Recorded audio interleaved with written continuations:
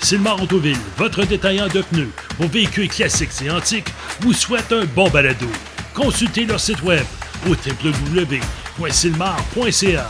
Roule ton passé au présent. On va parler du Canada. Canada, bon, c'est pas du match d'hier, mais les propos de Michel Laplante ont fait réagir énormément.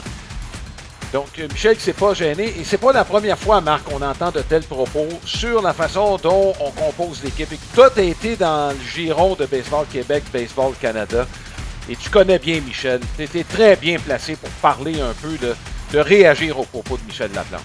Ouais, puis juste d'entrée de jeu, Alain, c'est pas une histoire qu'il y a pas assez de Québécois par rapport aux autres. C'est pas ça du tout, là, ce qui se passe présentement. C'est vraiment dans la façon d'aller chercher toutes les données potentielles sur les joueurs canadiens. Au jeu!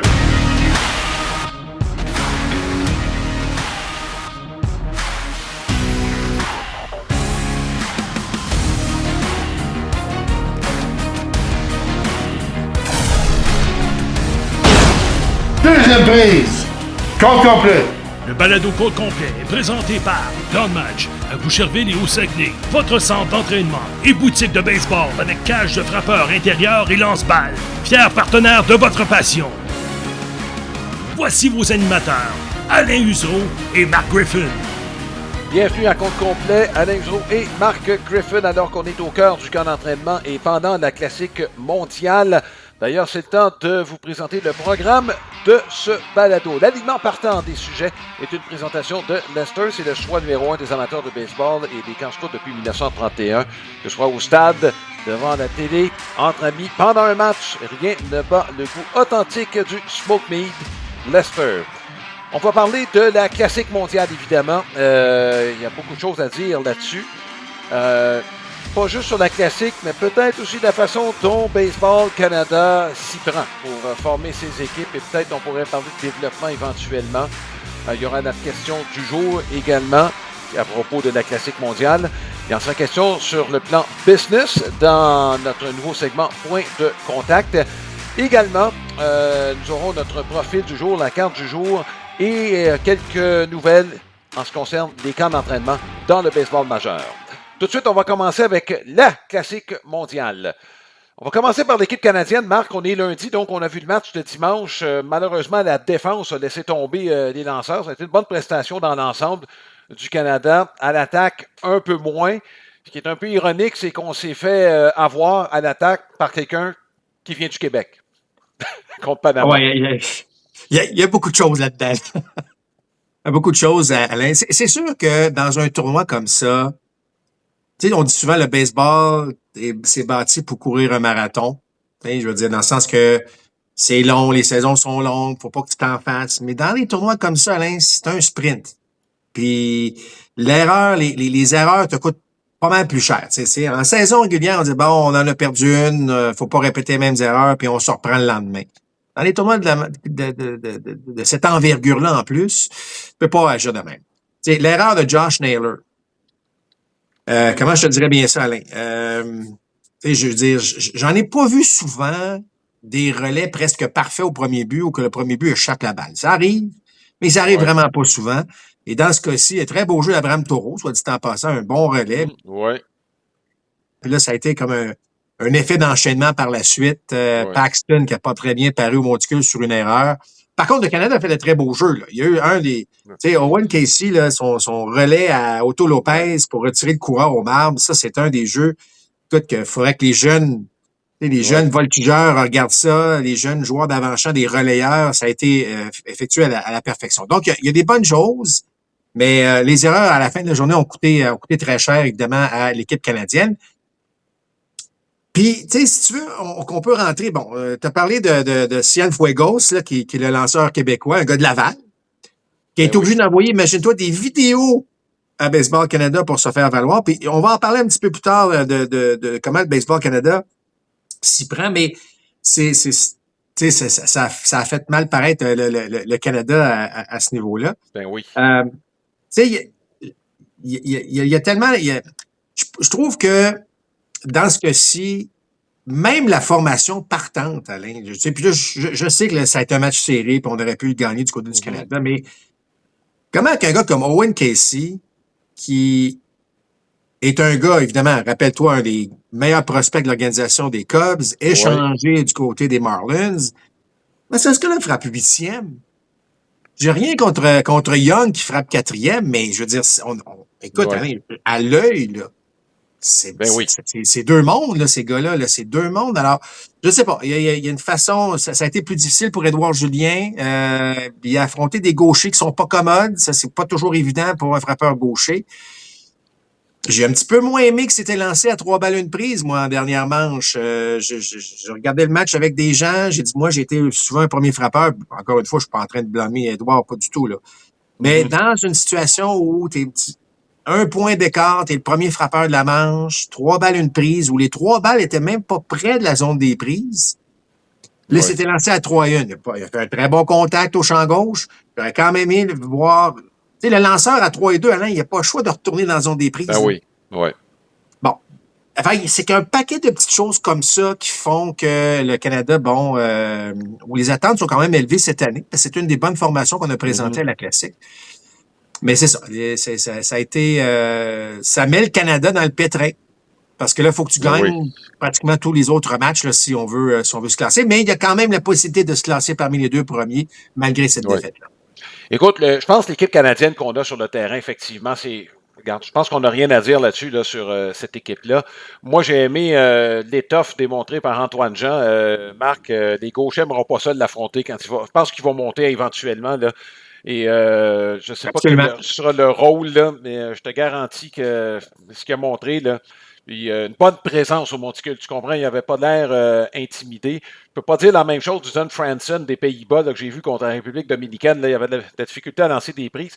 Et la remarque que je me suis fait quand je l'ai vu, il y a d'étoffe lui aussi, mais c'est jusqu'à quel point, quand tu affrontes des gars qui sont aguerris dans le baseball majeur, là, dans le baseball d'aujourd'hui particulièrement, les gars vont attendre leur lancer. C'est la patience démontrée par la République dominicaine. Puis, tu sais, Marc, pendant longtemps, même pendant que tu jouais, c'était les Dominicains, les Latino-Américains étaient réputés pour s'élancer sur tout ce qui bouge. C'était pas justifié. Je peux te nommer un paquet de Dominicains puis de Latinos qui jouaient à cette époque-là puis qui recevaient pas mal de buts sur balle. Je pense que c'était pas justifié, mais ils avaient cette réputation-là. Puis là, tu regardais les gars qui laissaient passer des tirs comme s'ils avaient vu le lanceur là, 3, 4, 5 fois.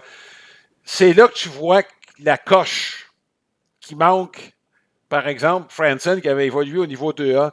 Il reste encore quelque chose à atteindre. C'est ça qui m'a frappé vraiment dans ce match-là particulièrement. Ben, tu sais, le talent, Alain, là, les gars qui atteignent le 2A, là, le talent, il est là. Oui.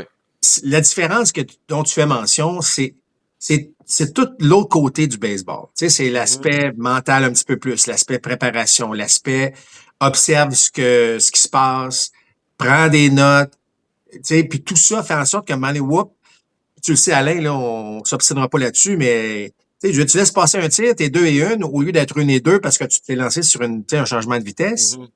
On vit pas dans le même monde, là, 2-1 et 1-2, là, tu sais, puis fait que ces petites affaires-là, parfois, qui font la différence, puis autant qu'il y a certains joueurs canadiens qui ont de l'expérience du baseball professionnel, ça se voit, là, tu sais, même Young, la façon dont il s'est fait retirer sur des prises pour mettre fin au match hier, tout le monde savait que c'était un changement de vitesse qui s'en venait. J'avais même l'impression que Josh Naylor, qui était au deuxième, faisait mention, puis c'est quand même fait prendre sur un changement de vitesse qui est pas. Donc, mais ça, c'est de l'expérience qui rentre. Le problème, c'est que ça rentre dans une compétition où tu as besoin de production, là, tu sais. Fait que c'est pas toujours évident pour les joueurs en place, mais tu fais bien de mentionner ce qu'Antoine Jean a fait aussi dans ce match-là. J'ai bien aimé le jeune Matt Wilkinson en passant, Alain. Wilkinson, qui est un jeune prospect dans l'organisation des Guardians. Mais j'ai joué, moi, avec son père dans l'équipe canadienne. Alors, c'est le fun de voir que de père en fils, là, on se retrouve, dans l'équipe nationale. Absolument. Marc, là, il y a des joueurs qui embarquent dans ce tournoi-là. On a mentionné que les Américains, là, cette année, je pense que c'était cette année de ne pas faire partie du party final.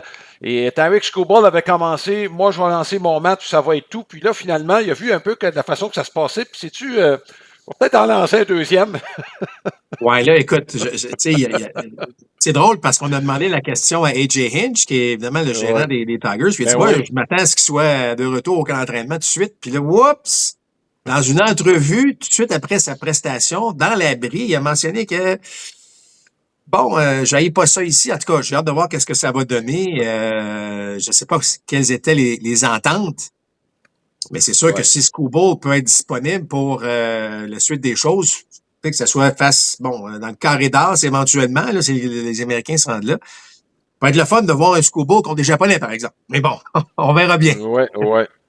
On va parler du Canada. Le Canada, bon, c'est pas du match d'hier, mais les propos de Michel Laplante ont fait réagir énormément. Donc, Michel qui s'est pas gêné, et c'est pas la première fois, Marc, qu'on entend de tels propos sur la façon dont on compose l'équipe. Et comme on le disait, Marc, plus tôt, on va préciser le 9 partant, là, je pense pas que ce soit un gros problème.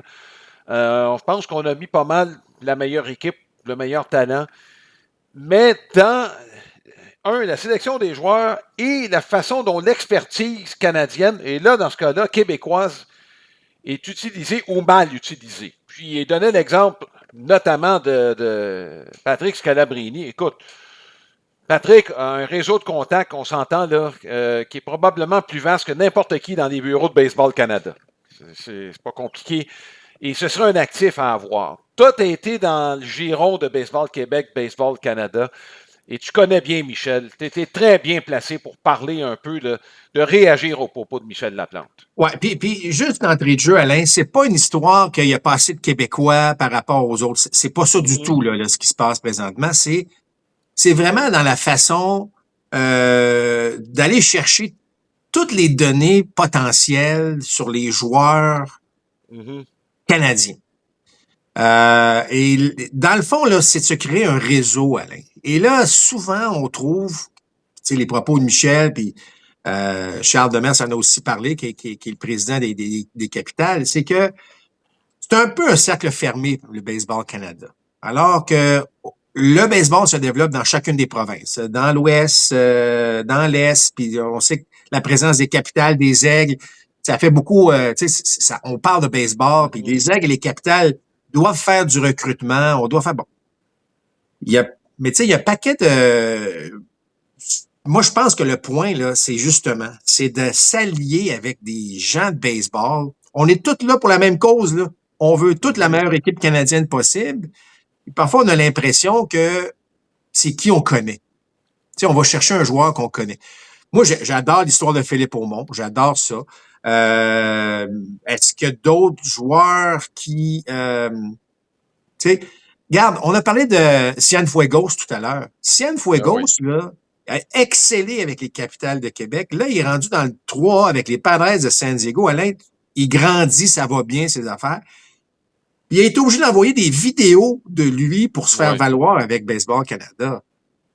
Tu sais, appelle Pat, là, Scalabrini, il va te le vendre comme il faut, là. Je veux dire, le gars, il l'a géré, il a gagné avec. Fait que c'est des petits exemples comme ça. Il y en a d'autres exemples, que ce soit dans l'Ouest.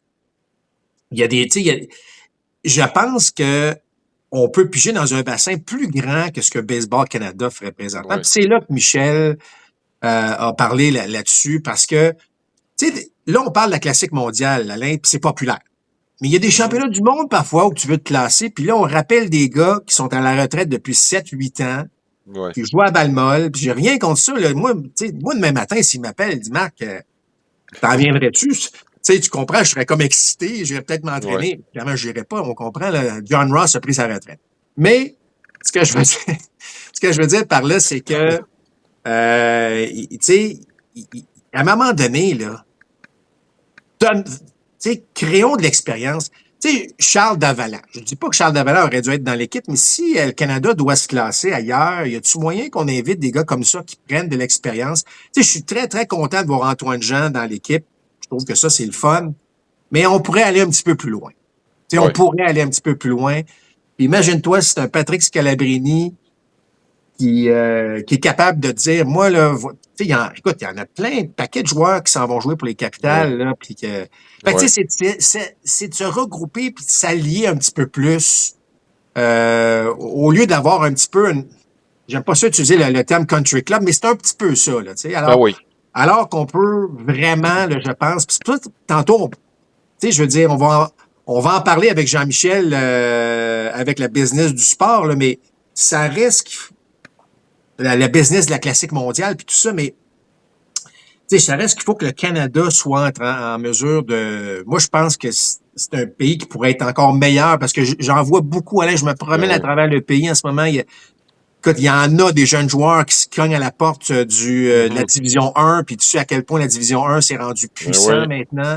Tu sais, Dayton Lachance, là, en ce moment, tu sais, je veux dire, on pourrait en nommer des gars là, qui vont très, très bien. Fait que, il y a un bel avenir. Il faut juste s'assurer qu'on crée le réseau pour connaître tout ce monde-là, puis qu'on puisse avoir la meilleure équipe possible éventuellement sur le terrain.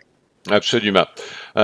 Écoute, je peux pas être plus d'accord avec ça. Il faut trouver l'expertise où elle est et peut-être souvent dans des conseils d'administration et dans des hautes directions, on se protège l'un l'autre. C'est peut-être un vent de changement qui serait bénéfice, j'ai l'impression, à Baseball Canada à cet égard.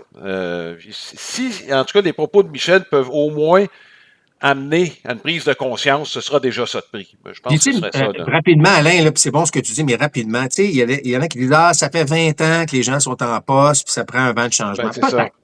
Peut-être. Ouais. Mais tu sais, quelqu'un qui est compétent, là, peut être là pendant 20 ans. Moi, je pense que ce que ça prend, c'est une ouverture d'esprit. Si tu n'es pas capable de l'ouvrir, là, il y a peut-être quelque chose à faire, mais moi, je pense qu'il y a quand même un potentiel que Baseball Canada ouvre un petit peu ses gardes, puis je veux dire, encore une fois, il y a du talent. Là. C'est le baseball est plus populaire que jamais au pays. Puis merci aux Blue Jays de Toronto, faut-il le dire. Mm-hmm. Mais ça fait en sorte qu'il y a du talent qui commence à monter. Puis il faut savoir c'est qui ces joueurs-là. Puis il faut les connaître. Il faut que Baseball Canada fasse ses devoirs à ce niveau-là. Absolument. Ça nous amène à la question de la semaine, qui est une présentation de Crabtree Pizzeria, qui vous garde depuis 54 ans. Crabtree Pizzeria, c'est une institution dans l'Anaudière. Et pour découvrir nos 5 succursales, je vous invite à aller sur crabtreepizzeria.com. Et la question, quel est votre intérêt à suivre l'équipe canadienne pendant la Classique mondiale? Et on vous donne un choix de réponse qui va de, 1 incontournable à 5. On a juste hâte que la saison de baseball majeur commence. Marc, écoute, je peux pas vraiment répondre. Je suis très mal placé pour répondre pour des raisons professionnelles que je pense que tu sais que j'ai été un peu occupé au cours des dernières semaines. Donc, j'ai pas vu beaucoup de matchs de baseball depuis. J'ai vu ce que j'ai pu voir là, depuis que la Classique mondiale a commencé. Donc, je vous invite à vous prononcer. Vous pouvez aller sur notre page facebook.com/compte complet balado. Et aussi pour voir nos anciens balados, notre contenu baseball qui est assez vaste. Je vous invite aussi à aller sur comptecomplet.com. Le baseball, c'est plus qu'un divertissement. Après des mois d'inactivité, on veut bouger sur des terrains de balle. Rendez-vous au baseballquebec.com. Débranche tout et on va jouer dehors. Ce sera ton été de baseball. Alain, c'est le moment de souligner évidemment notre partenaire principal qui est Plan de Match. 2 belles adresses pour vous, une à Boucherville, l'autre est à Jonquière. À Boucherville, il y a également les cages de frappeurs, cours privés et évidemment beaucoup d'accessoires baseball. Vous comprendrez la saison qui approche à grands pas, les camps d'entraînement qui dans le baseball mineur qui commencent. Allez sur la boutique en ligne, c'est boutiqueplandematch.com pour en savoir plus. Évidemment, allez sur leur site Internet. C'est maintenant le moment, on poursuit un peu notre discussion sur la Classique mondiale, mais on va aller dans une autre direction un peu, c'est-à-dire un peu plus sur le côté business de la chose avec notre ami Jean-Michel. Salut Jean-Michel. Bonjour messieurs, comment allez-vous? Ça va très bien. Super. Écoute, je pense qu'on a déjà, à ce moment-ci, là, on a déjà des très bons matchs. Il y a déjà des très belles rivalités qui s'installent. Mais je pense que quelque chose qui est de plus en plus intéressant, c'est vraiment tout ce qui est au niveau business de la World Classic, parce qu'on est en train d'éclater les objectifs d'année en année. Cette année, on est demeuré encore à 20 équipes. Je sais pas si vous avez commencé à entendre, mais on parle d'amener ça vers 24 équipes. On voudrait plus d'équipes en Europe. Puis on parle peut-être même d'amener une équipe en Afrique du Sud, ce qui pourrait être très intéressant.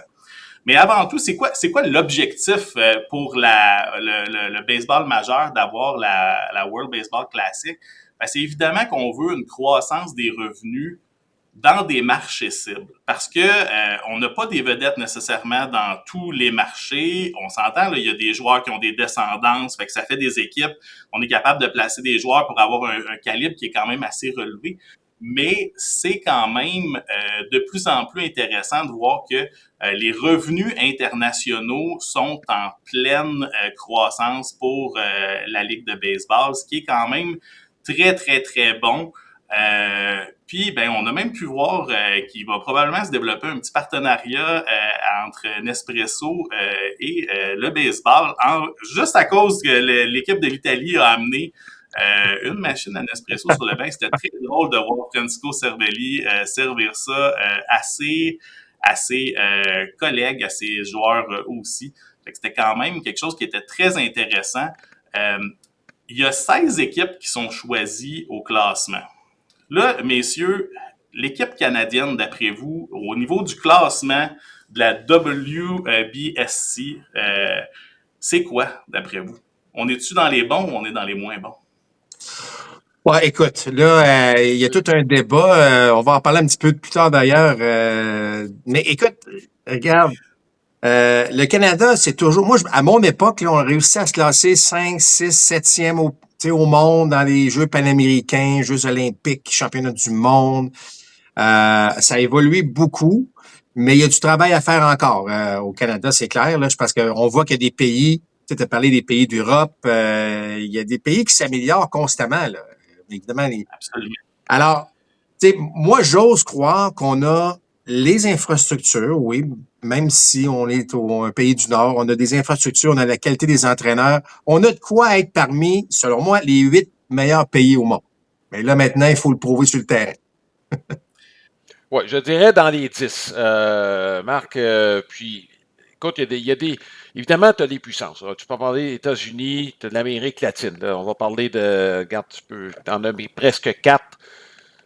République dominicaine, c'est en avant, c'est sûr. Porto Rico, Cuba, évidemment, ça dépend qui tu prends comme Cubain. Il y a 4 pays qui se démarquent là, dans les Antilles. Tu peux ajouter là-dedans la Colombie, le Nicaragua, qui ont des... tu comprends? Mexique, puis le l'Asie. Mexique. Puis tu as 3 pays en Asie qui se démarquent, évidemment. Taïwan, Japon. Fait que tu sais, tu es déjà rendu à pas loin de 10 pays. Le Canada est probablement à la limite là-dedans d'être dans la dizaine. Il n'y a pas des pays européens, malgré toute la bonne volonté des Pays-Bas puis d'Italie. 2 pays où on a des ligues semi-professionnelles, mais la culture baseball, tu comprends, n'est pas encore là. L'Espagne commence à avoir des programmes intéressants, puis le gros avantage que l'Espagne peut avoir, ben, c'est qu'on peut importer des entraîneurs avec la langue, tu comprends, de la langue du pays. Fait que c'est pas un problème. Si jamais on décide d'avoir une Ligue nationale, ce ne sera pas un problème d'ajustement à cet égard-là pour l'Espagne si on s'en va là. Je trouve qu'il y a un bon potentiel de ce côté-là. L'Australie a déjà eu de très bons joueurs.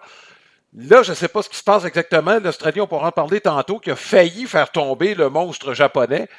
Donc, mais au niveau canadien, écoute, ça aussi, regarde, on pourra avoir une émission complète sur ce qui se passe avec le Canada. Je pense qu'on peut faire mieux avec ce qu'on a, avec les moyens qu'on a, parce que si l'Amérique latine va aussi bien, c'est pas en raison des moyens. Oui, on en a, mais on n'a pas les moyens même que le Canada a. C'est juste que la culture là-bas et l'aspect social. Ça, j'en avais parlé quand je suis allé en République dominicaine, fait en sorte que les jeunes ont le goût de jouer au baseball, pas juste parce que, oui, on a des modèles, mais aussi parce que c'est une façon de se sortir du trouble financier dans lequel les familles sont. Donc, tu sais, il y a toutes sortes de choses qui font en sorte que le Canada est peut-être derrière certains pays, mais je pense qu'on peut faire mieux avec ce qu'on a. Ben oui, puis au niveau des points, on se retrouverait en ce moment autour du 20e rang. Oui. Derrière la Chine et l'Allemagne qui sont pas dans la classique actuellement. Fait que oui, je pense qu'on peut faire mieux. Si on vient au niveau de la structure financière, la classique de baseball, c'est une entité qui est co-détenue par la Ligue et par l'Association des joueurs, ce qui est quand même très, très, très intéressant. On l'a dit tout à l'heure, le but, c'est d'étendre le marché un petit peu partout. Donc, ça profite tant aux joueurs qu'à la Ligue directement. J'ai une sous-question pour vous. Est-ce que vous trouvez que c'est anodin que la Classique arrive moins d'1 an avant le renouvellement de la convention collective? Écoute, je vais répondre. Je pense qu'on veut le faire aux 3 ans. Moi, honnêtement, à prime abord, je n'y vois pas de lien. J'en ferai un plus avec les Jeux olympiques de 2028 qui ont lieu à Los Angeles. Mais bien franchement, je pense qu'on veut établir ce tournoi-là aux 3 ans. Et écoute, j'ai beau fouiller, puis honnêtement, moi, personnellement, je n'en vois pas. Là. Bon, écoute, peut-être pas de la convention collective, quoique, bon, c'est peut-être un heureux hasard ou malheureux, c'est selon quel côté vous êtes. Mais si l'association des joueurs est impliquée, donc, comme tu le mentionnes, Jean-Michel, c'est quoi le problème des assurances? Parce que là, t'as comme Porto Rico qui était copié par des gars comme Carlos Correa, par entre autres choses. Lindor a été blessé, mais ça reste qu'il y a eu des problèmes d'assurance. Puis là, il y a un paquet de pays quand même qui manque quelques joueurs de qualité, là, finalement. Là. Ben oui, puis en fait, c'est rendu assez simple. Ça revient encore avec le lien avec l'association des joueurs et le baseball majeur, c'est que chacun veut protéger ses actifs. Ça devient quand même assez évident. Avec la compagnie d'assurance, qui est un courtier là, qui protège tout ça, bien, il y a eu un gros resserrement au niveau des règles. Donc maintenant, on passe à la règle des 37 ans. 37 ans, là, il y a énormément de joueurs qui se sont vus refuser l'accès à cause de ça. Il y a une clause qui appelle les blessures chroniques. Donc, si un joueur a passé plus de 60 jours sur la liste des blessés, c'est chronique, mais aussi simple qu'un simple nettoyage du coude, comme plusieurs joueurs, des fois, se font faire de manière préventive dans l'entre-saison, ben, tu étais disqualifié par défaut. Et ça, ce qui est surprenant, c'est que ça n'avait pas été communiqué. Il y a manqué d'informations parce que c'est certain que des joueurs, des agents des équipes auraient probablement joué ça différemment. Puis, ben, là, ça devient malheureux, mais il y a aussi des joueurs que c'est des règles actuariales quand on vient avec des assurances. Puis, à un moment donné, ben, il y a des joueurs que c'est vraiment leur contrat professionnel qui était trop élevé à pouvoir assurer. Puis, ben, si les propriétaires ont un historique d'avoir été dans certains cas gentils et généreux, si on pense à Miguel Cabrera que les Tigers avaient accepté d'assurer eux-mêmes en 2023, ben les propriétaires ont un veto, puis ben là, on est allé du côté du non là, pour plusieurs joueurs dans la dernière convention, puis dans la dernière année pour la Classique. Fait que c'est sûr que ça a beaucoup d'équipes que ça l'a touché. Là, vous avez nommé tout à l'heure, on a parlé Porto Rico. Mais tu sais, Porto Rico, là, ce qui est d'autant plus, je veux pas dire dramatique, c'est parce que c'est un des sites hôtes de la Classique en plus. Fait qu'à quelques semaines, ben là, il y a même des gens qui commençaient à dire, ben peut-être qu'on n'ira pas, on ne présentera pas. Ben c'est parce que c'était un pays hôte en plus. Fait que ça devenait quand même assez compliqué là en termes de structure. D'après vous, les joueurs les plus... je vous laisse nommer peut-être les joueurs les plus performants qu'on aurait peut-être pu voir et qu'on n'aurait pas vu, vos déceptions, en fait. Bon, écoute, je pense que Mike Trout aurait aimé ça y retourner. Mais bon, là, on connaît un peu l'historique de Mike Trout. Là. À un moment donné, il faudrait falloir qu'il joue quelques matchs de plus avec les Angels. Fait que c'est sûr que c'est un gros nom, évidemment, qui est très vendeur. On a parlé de Carlos Correa tantôt. Ben, en fait, Avi Baez, tu sais, t'as Lindor, Baez, Correa, là, qui ont fait la pluie et le beau temps dans le baseball majeur, qui ont des mains incroyables, qui donnent un bon spectacle. Alors, c'est sûr que ce sont des gros noms, là, qui viennent en tête rapidement, là.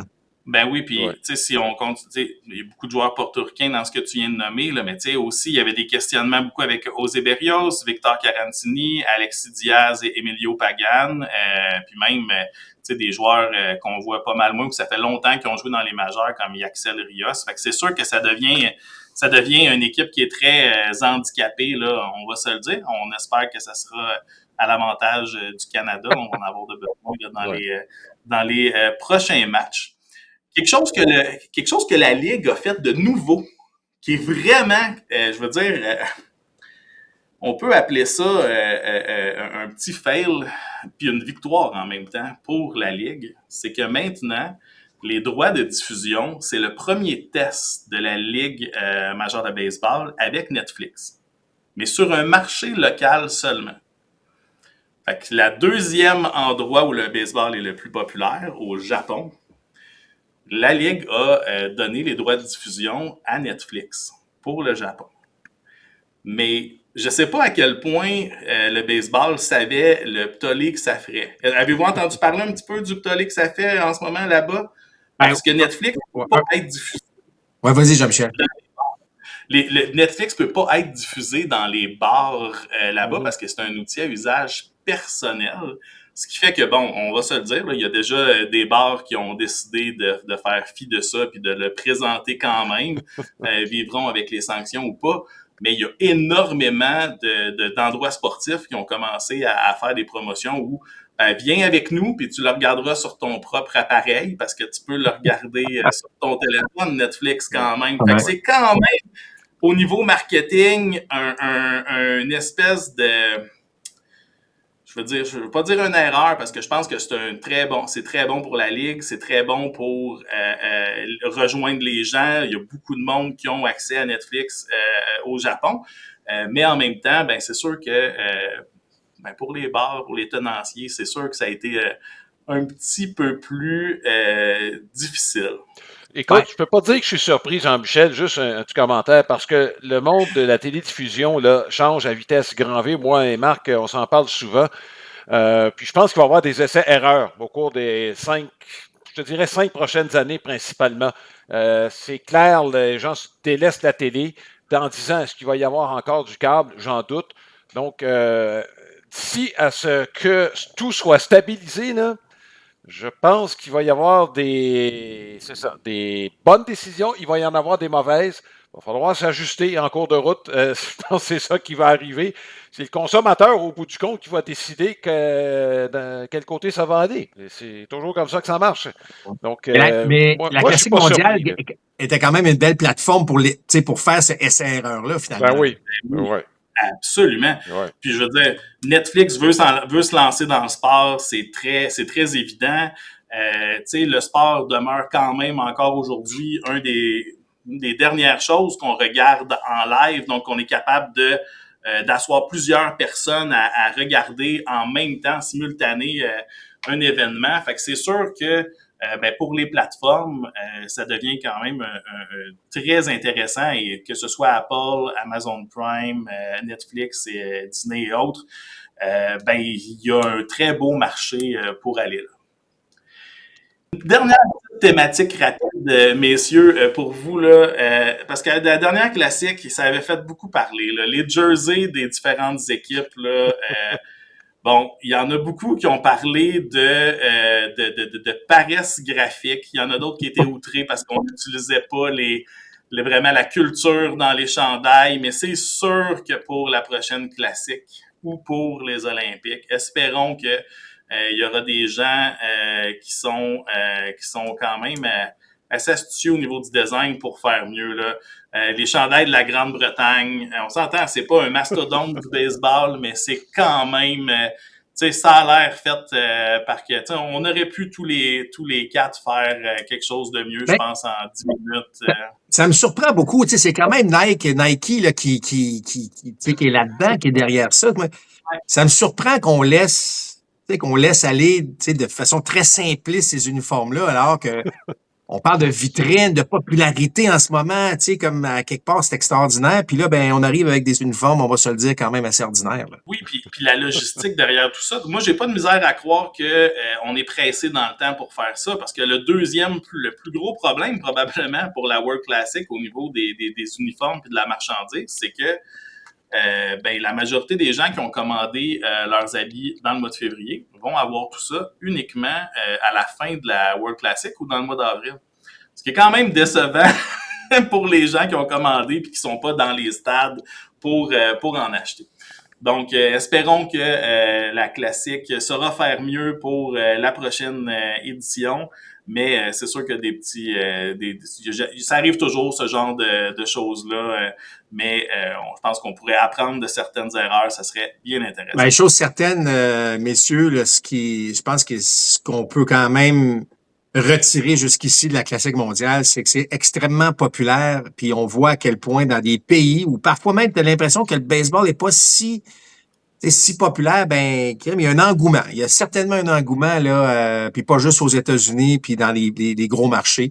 Fait que ça, je trouve ça très, très rafraîchissant. Merci beaucoup, Jean-Michel. Très intéressant. On se reparle lors de notre prochain balado. Merci, messieurs. À bientôt. C'est le moment de la carte de la semaine, qui est une présentation de cartes-dépôt.ca. C'est votre détaillant de cartes sportives et non sportives. Plus de 60 000 articles en vente sur eBay. Une cote parfaite de satisfaction de 100%. On parle de baseball international. On va parler du premier Canadien à avoir joué dans le baseball majeur. La Ligue nationale a pris son envol en 1876, né des décombres de l'Association nationale qui avait duré de 1871 à 1875. Bill Phillips. Phillips qui est né au Nouveau-Brunswick. C'est la carte N284 de la série Buckner Gold Coin 1887. Pour des personnes qui écoutent la version audio, la carte va apparaître sur notre page Facebook à compter de mardi midi. Il est né au Nouveau-Brunswick et il est le premier joueur canadien. Ça a commencé en 1879.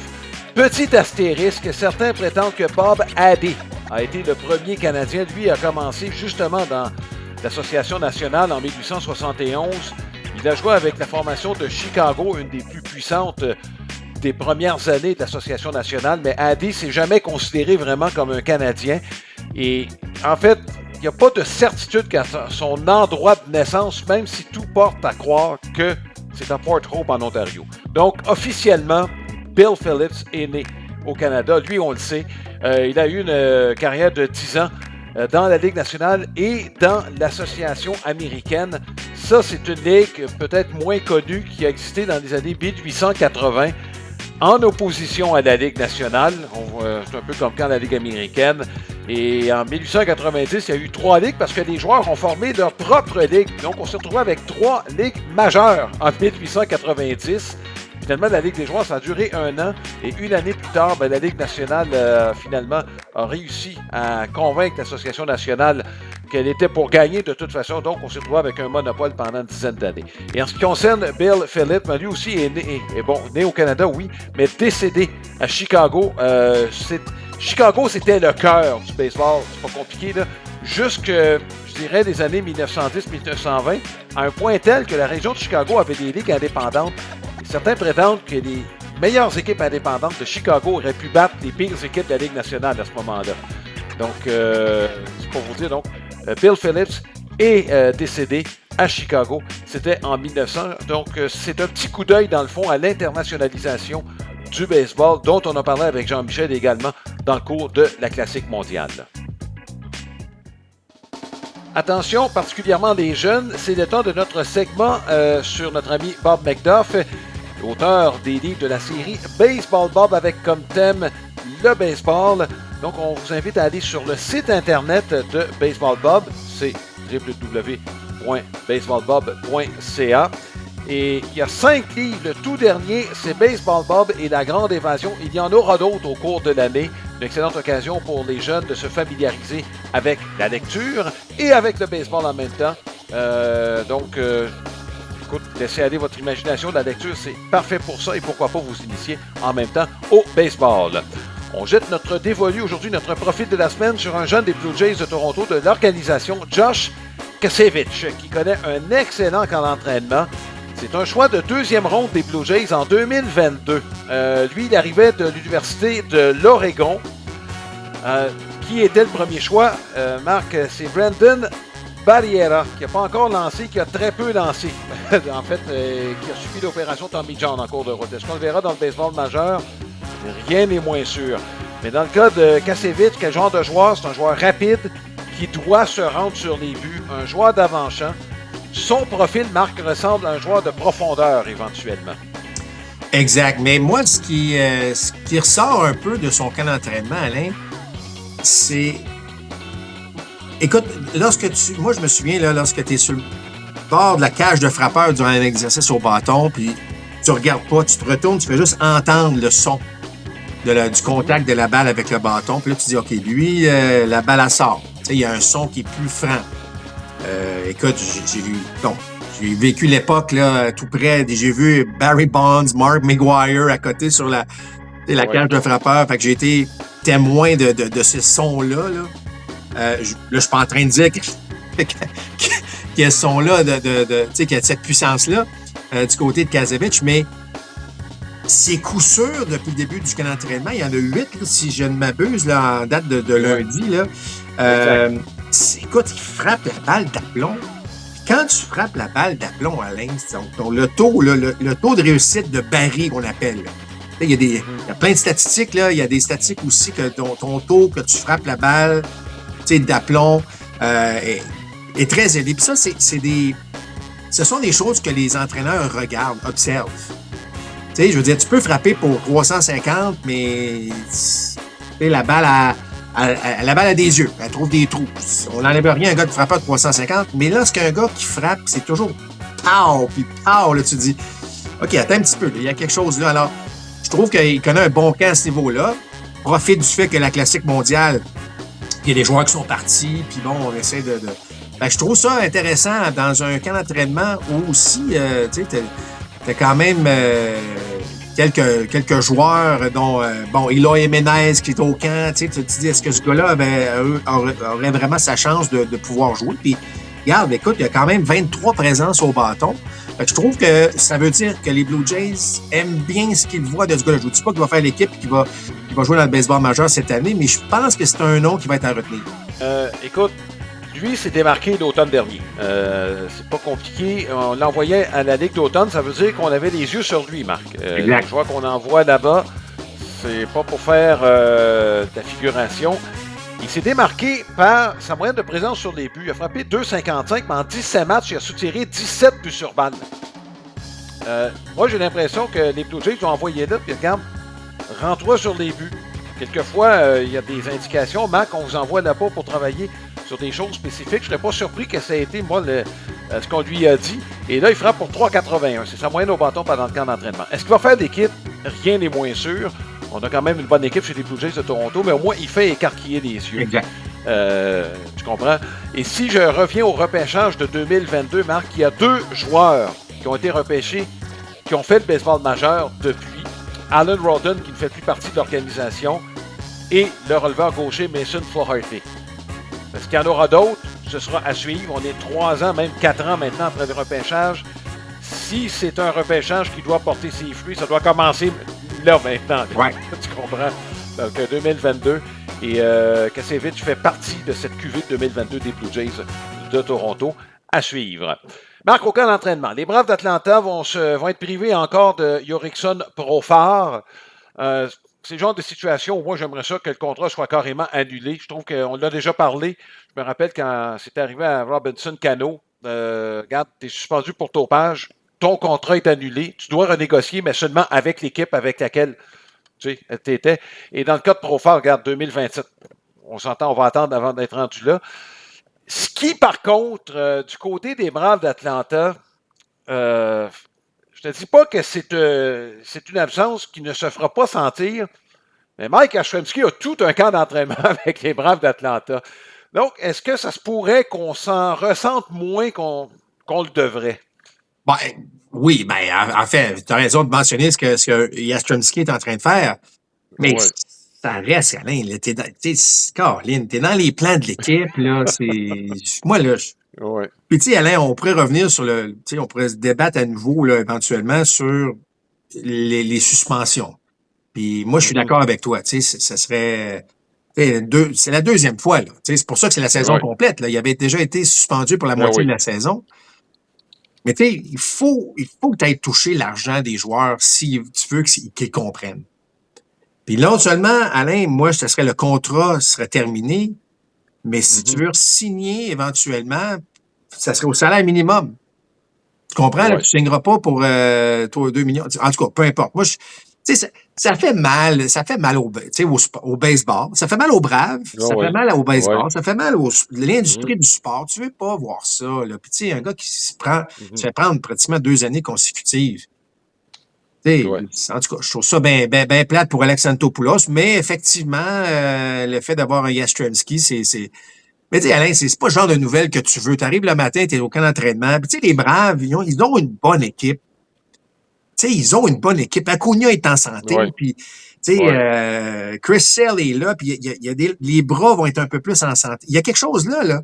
Je vous dis pas qu'ils assurément vont gagner le titre de la division, mais ils vont se battre, là, les Braves, cette année, puis là, tu as une nouvelle comme ça. Vraiment, là, major turn-off, comme dirait l'autre, là, mais je trouve ça vraiment dommage, là, ce qui se passe avec les Braves. Puis, tu sais, c'est pas parce qu'on a resserré les règles, Alain, qu'il n'y en aura pas d'autres, malheureusement. Oui. Puis, Marc, petite note en ce qui concerne les proforts de la famille. Il y en a un qui joue actuellement avec les Pays-Bas, et c'est le même qui était avec les Capitals de Québec il y a 2 ans. Oui.